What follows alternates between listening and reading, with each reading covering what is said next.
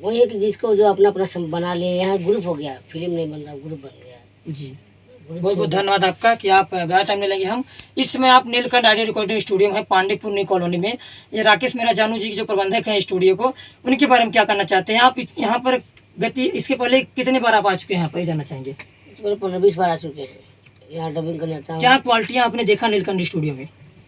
Studio है जो recording करते हैं उनसे मतलब। हाँ। जी तो जो डायरेक्टर प्रोड्यूसर को जो अच्छा रिकॉर्डिस्ट मिल जाए तभी काम मिलता है। जी।